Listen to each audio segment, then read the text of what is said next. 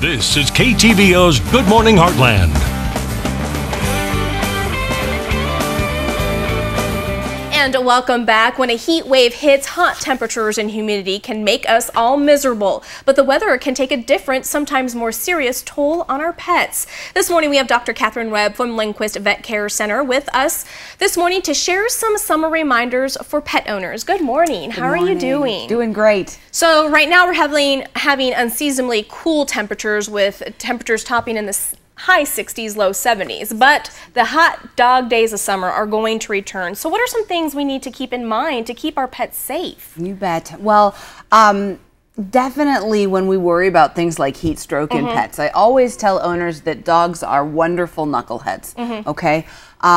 If we hurt our back, we'd be on the couch, and if our neighbor said, would you help me move this refrigerator up 3 flights of stairs, we'd say, no way, I hurt my back. We make those conscious decisions, whereas dogs, they would help move that refrigerator every time. They're just our good buddies. They're going to help no matter how sick they feel. And so importantly, we need to take the measures to say it's time to stop. This is not a good time for physical activity. I know dogs that will fetch all day long until they drop. And so it's important that we need to say, okay, time to stop, even though maybe the pet wants to continue. We also worry about pets and people. They talk about the weekend warrior syndrome of people. We worry about that in pets too, because frequently we'll have a pet that is not physically athletic or in training, and maybe they've spent several months on the couch during the winter time, and all of a sudden, all right, we're going to go out and run 3 miles. That's a tough area.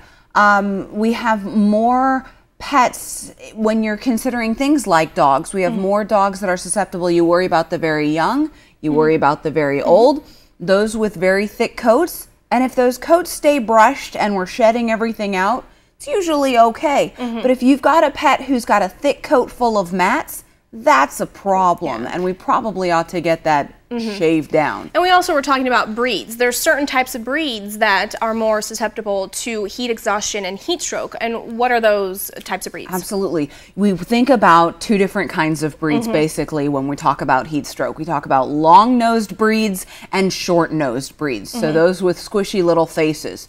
So dogs like pugs and Boston Terriers, English bulldogs, those are the ones that are just not as good at cooling themselves. Dogs do a lot of panting, and that's one of the first signs of heat stress that you'll notice. You'll notice some uncontrollable panting. Some people don't notice that there's a problem until the dog is acting dazed, disoriented, confused, that sort of thing. So we worry about that. That's definitely a marker, and a lot of people can take their pet's temperature.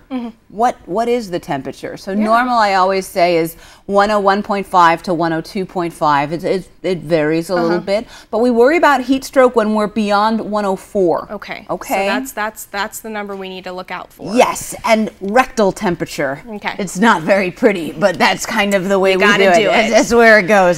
So if we start experiencing, or not we, but our pet starts experiencing any of these symptoms, what should we do to cool them down to make sure that they don't go into some sort of shock and potentially die? Well, when we do have dogs that are in heat shock and that sort of thing, that's a very, very serious situation. We find that we only have about a 50 to 60% survival rate when they actually get into those serious health concerns.